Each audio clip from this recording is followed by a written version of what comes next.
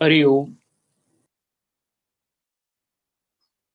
We have moved from Karma Yoga, and through Karma Yoga, finer nuances, we are entering into Atma Sanyamana Yoga. There is a distinct transformation from Karma Yoga to Atma Sanyamana Yoga. How this happens? What is the fluidity with which karma, if done in the spirit of Karma Yoga, can lead to Sanyaman of Atman, the self-restraint, leading to abolition of selfhood arising out of ahankara, so that one can go beyond asmita. And this transformation has been beautifully arranged and told by Yogeshwara. So without losing any connect between Karma Yoga and Atma Sanyamana, the last three shloka of the fifth adhyaya and the first two of the sixth one, they blend with each other. Simultaneously, while moving forward, Bhagavad Gita tries to settle down the doubts that may arise in superior intellect. It doesn't come to us. That is why the doubts are also being put forward by Lord himself through the mouth of Arjuna. Word sannyasi is heard by us. Word yogi is also heard by us. Is a sannyasi a yogi? Is a yogi a sannyasi? Is a yogi sannyasi two different entities, or they are same entities? Do I cherish to become a yogi, or do I cherish to become a sannyasi?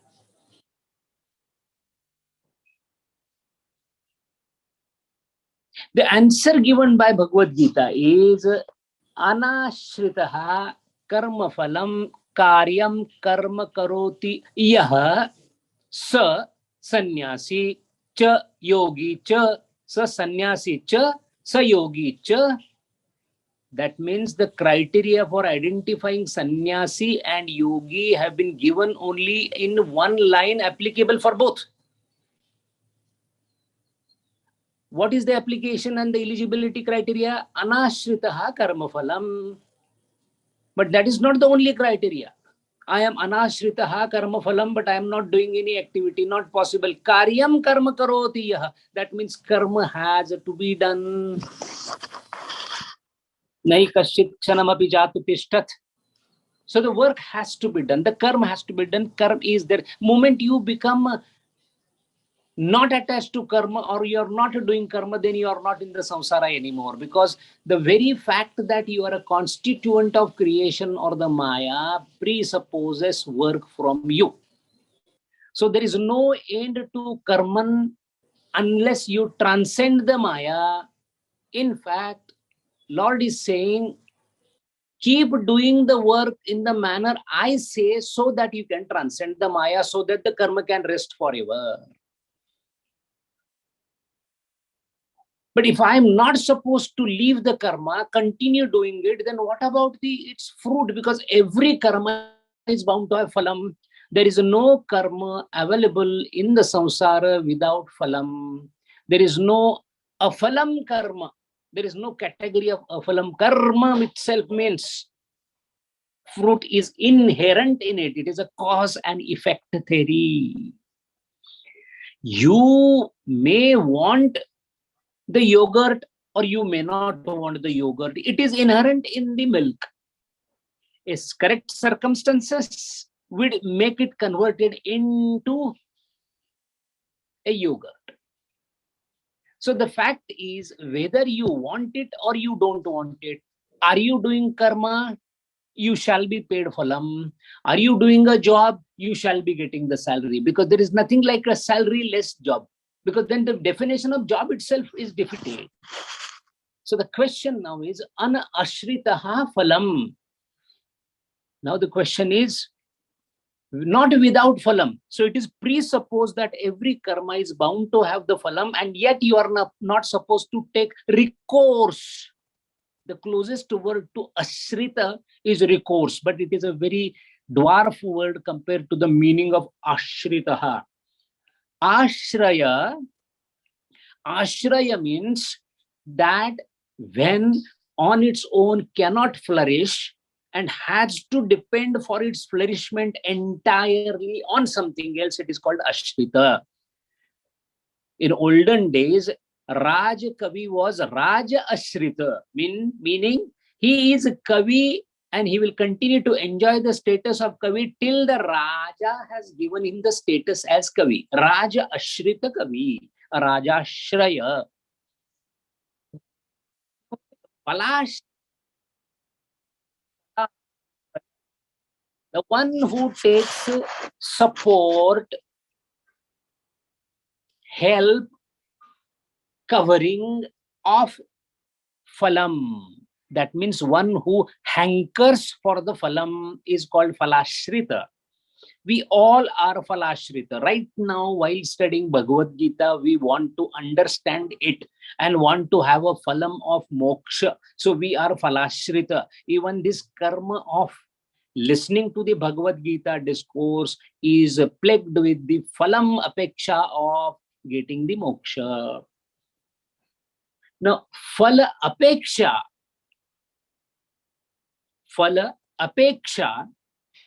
and phala anivaryata, these are two different things. The fire gives burning sensation to the skin. It burns. So the phalam of fire is burning, anivaryata. You can't take it away. Then what is phalashritaha? That I will light a fire, but it should not burn me, or it should burn me or more. It's the subtle difference between phalam and phalashritata is when the phalam is not even bothered about and is accepted the way it blooms or doesn't bloom is a phalam, but desiring a certain output in the form of phalan, in the shape and size that I envisage, is karma phalam. That is called karma phala ashritata.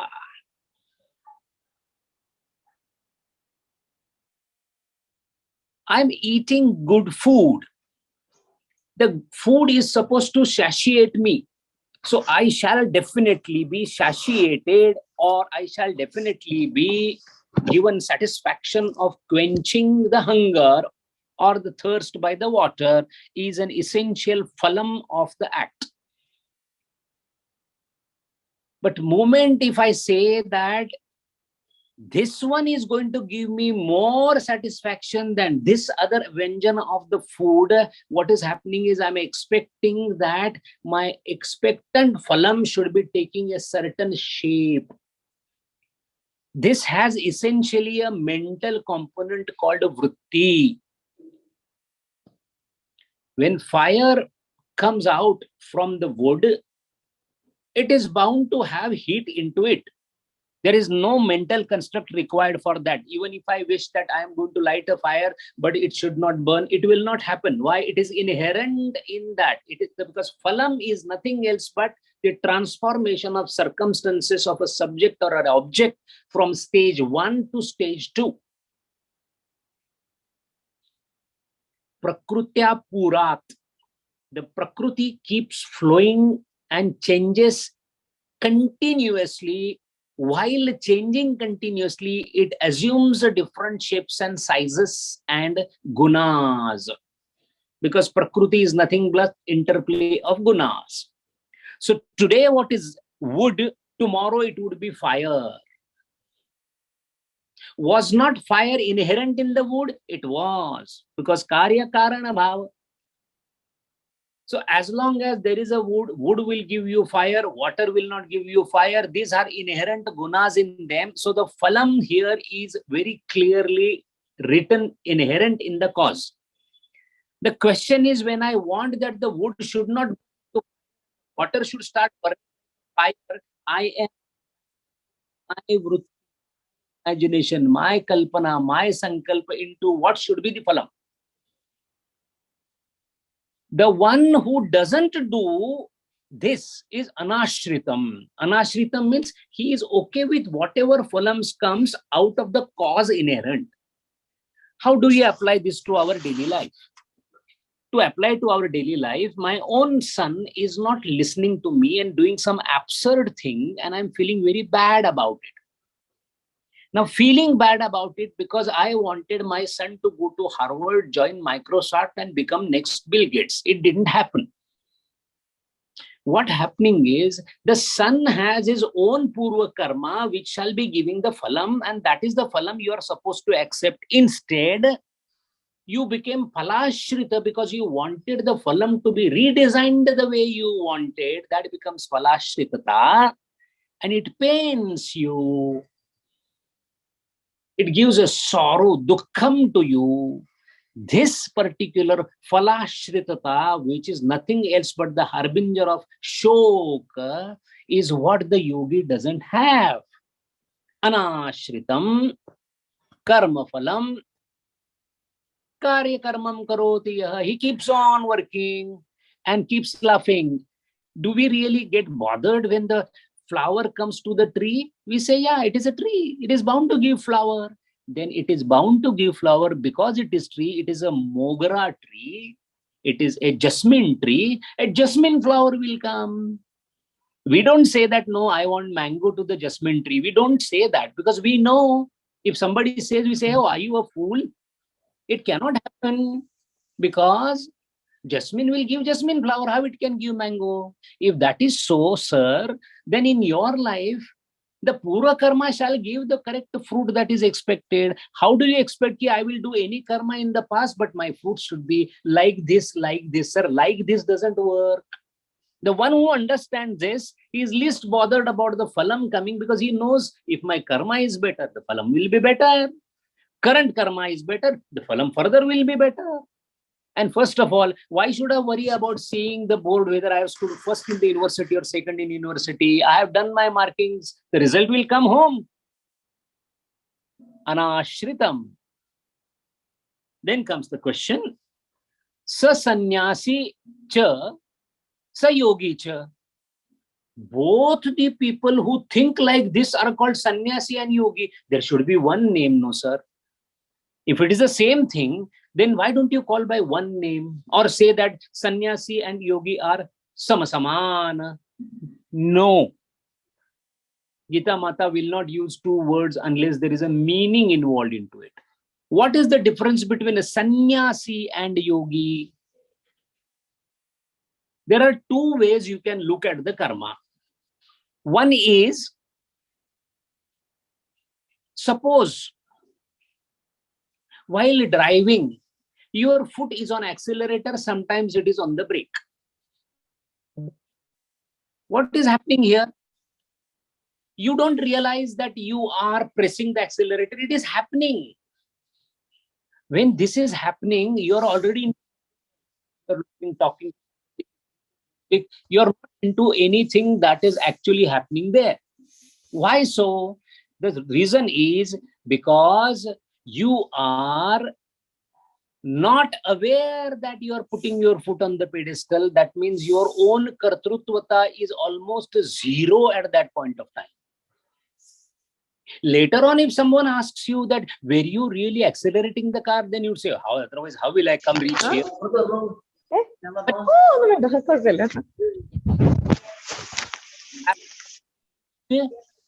The stage. So, anashritaha karma phalam is letting the karma happen the way it happens and do not hanker for the result. Now, in sannyasi's case, he is not even aware of the initiation of the karma, so there is no question of even aware of the phalam. But in case of yogi, yoga chitta vritti nirodha, so he is the one who has controlled his vrittis or the mind in a manner that no vrittis are formed. So now he is not expecting the phalam or not hankering for the result simply because there is no vikshep. When you desire for a fruit, It is nothing else but the vikshepa of the mind. So vikshepa rahitya.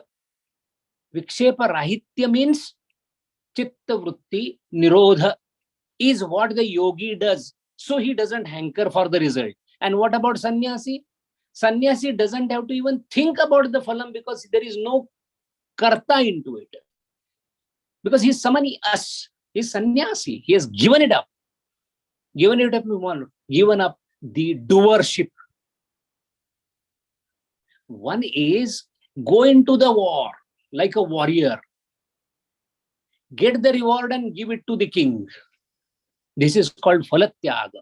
Second is go into the war, win the war, but you're not even aware that you have gone into the war, won the war, got the medal, sannyasi. So sannyasi and yogi, the words differ in two stages. One is aware of the doership and yet he is not hankering for the phalam. And another is not even aware of the doership, so there is no question of hankering. So every yogi is inevitably becoming a sannyasi. To the extent he has not done phala apeksha, he is a sannyasi. I don't want to be a king and I am giving up kingship. Both are almost same statements. The one who is giving up kingship has known that it had come to him and then he said, I don't want it. And I don't want to be a king has already declared before the kingship came that I am not into it. Madhusudan Saraswati Maharaj's commentary on this shloka is focusing on this particular aspect. Of course, he has taken to a little different level when he says the last statement, last few words of the shloka says, Nach na niragni nach akriyaha. Such a person is niragni, that means he will not play with the fire, which by lakshanartha means he will not be doing the homa, yajna, etc. as the vidhi, as per the shastra, as per the purva mimamsa, the essential yajna such as agnihotram also he will not do, and he is akriya because he is not. Now the question is niragni and akriya. Akriya itself means niragni. When you are not doing any action, where is the question of doing agni as an action? Is it not a dvirukti, repetition of the word? Niragni, nach akriyaha. Madhusudan Saraswati Swami, by going into the details of this shloka, has come out with two different meanings. Both are applicable. One is, even if such a yogi undertakes the Agni Kriya and does a Kriya of doing Agni such as Yajna, even then he is a yogi and sannyasi. This is one meaning. And another is, for such a yogi and sannyasi, even if he does any Kriya, it is Akriyata, and even if he undertakes the Agni Puja, it is not considered as, it is considered as Niragni. So, anashritaha karma phalam karyam karma karoti yaha sa sannyasi cha yogi cha niragni na cha akriyaha. It is not that he is without karma. He has to have the karma, but that karma is almost akin to akriyata, because akriyata essentially comes from loss of sense of doership as well as loss of vikshepa. Then comes the next shloka, yam sannyasam iti prahur yogam tam vidhi pandava. Pandava, Arjuna, understand vidhi with a visheshadhi, with a penetrating, sharp, pure intellect, which you have obtained because of the chitta shuddhi. It is possible for you not to understand the Bhagavad Gita the way the reader is understanding, but imbibing the meaning of it because of your purity, because you are Pandava, that what is normally and often called as yogam, sannyasam, please remember, this is not possible Nahi sanyasta sankalpo yogi bhavati kaschana. Never ever it is possible to become a yogi and still have a sankalpa in the mind. Now the Vikshep aspect of the yogi is more clear here, as we can see. It is much more clear here. The reason is sankalpa is something which we need to understand. Sankalpa means samyak kalpa. Two words are there. Kalpa word itself, in fact, one of the Vedangas is called kalpa. Kalpa, Shiksha, Nirukta, Vyakarana, Jyotisha. These are the angas. So kalpa, the closest word that comes of English to this particular Sanskrit word is ideation. And this ideation has got a lot of importance. In fact, the famous conversation between Paul Dyson and Swami Vivekananda in Sanskrit in Germany in the period when it was 1899 rather, both were discussing about Schopenhauer. And Dyson was almost a protege or a disciple of Schopenhauer as far as philosophy was concerned. And because he was well-studied philosopher, Dyson was a philosopher in his own right. So he argued from his side about Schopenhauer's philosophy with Swami Vivekananda. And then Swami Vivekananda said, look, Lord created this world, you and me know. But from where he created the world? He created the world from kalpana, ideation. Sah kalpati. Lord ideated the universe, and it happened. In Bible, in the beginning chapter itself, there is a statement, let there be light, and there was light. It's a deep meaning that particular statement has. So what it means is the creation, when it was to be created, all that was to be created and which is yet to be seen by us was already in the super mind of the creator as kalpana. And kalpana has to fructify into existence because it is nothing else but just the transformation of idea into reality. We call it reality because there is a pratyaksha pramana. But anything that exists today, I existed as Dr. Jadhav, but I did exist before as different Panchamahabhutas and Ashtada Prakruti. I was there somewhere. I got assembled into this particular form. So this, my form of assemblage was ideated by the Lord, and that is how accordingly. The reason for it, the propensity for it, the role of Vasana into it, the role of Ichcha, this is a different aspect altogether. The point here is kalpana, kalpate is ideation, to think of something, because idea or kalpana itself means thought. That means the precursor, primordial thing of anything is nothing else but thought. If thought is what it does everything, then one who directly attacks the thought naturally completely wins the war. What is the point in cutting the branches of the tree when mule kutharaha, when you cut asunder the roots?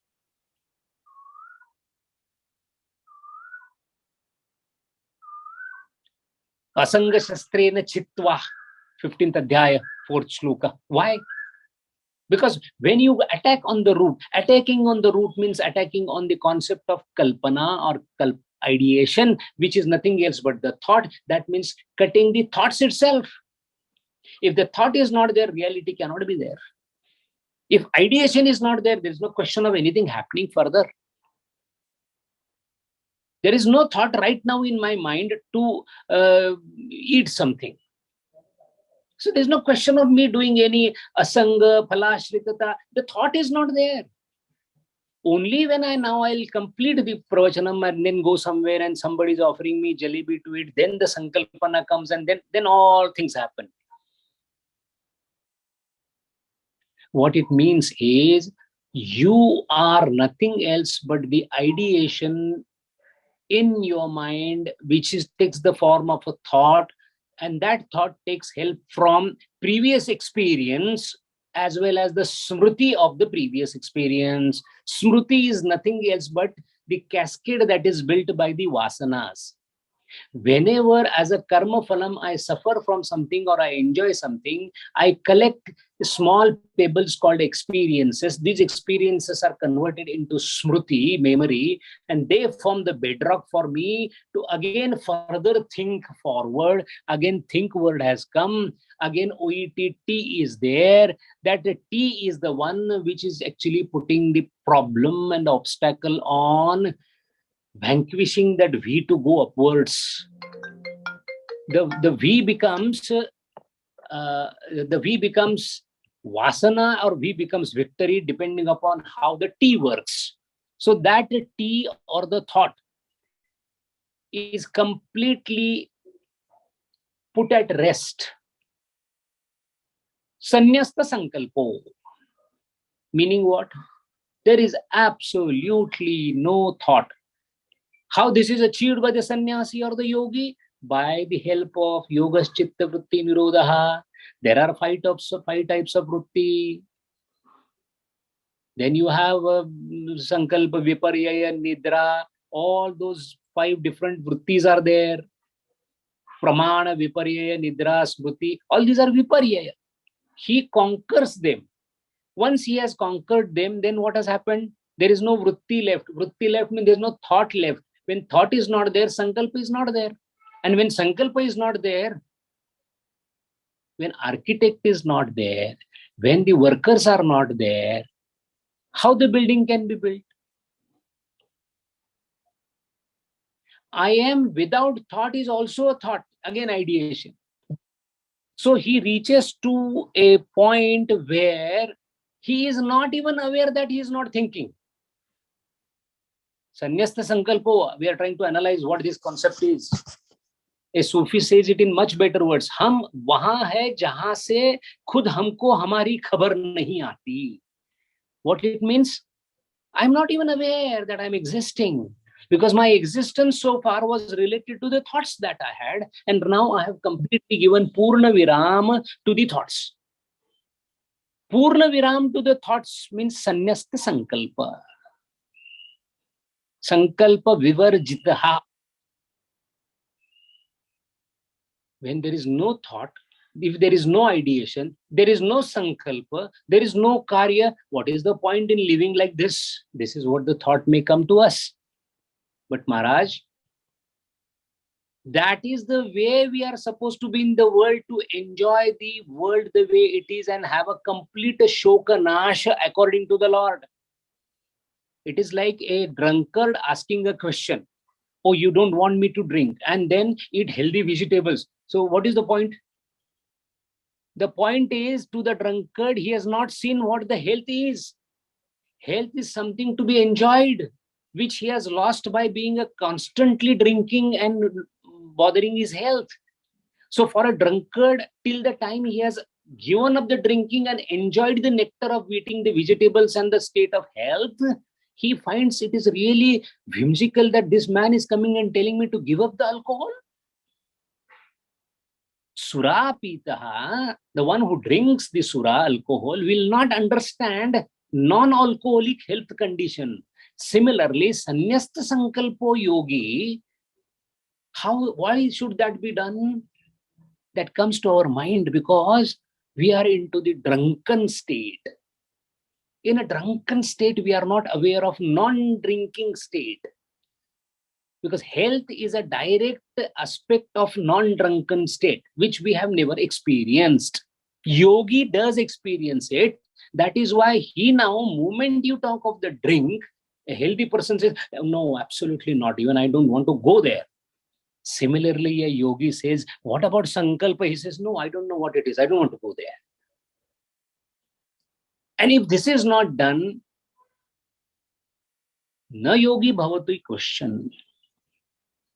In other words, to Arjuna, Yogeshwara is saying, running away from the battlefield so that I will become sannyasi, Arjuna, that is not the concept of sannyasa.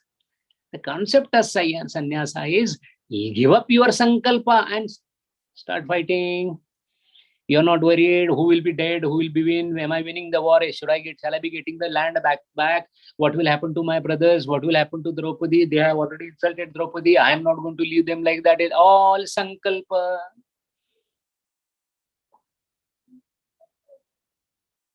Bhagavan Krishna was there, right there as a Sarthi in the whole thing. Didn't do anything extra to avoid the war. If he was a god, he would have said that, okay, do something and no war.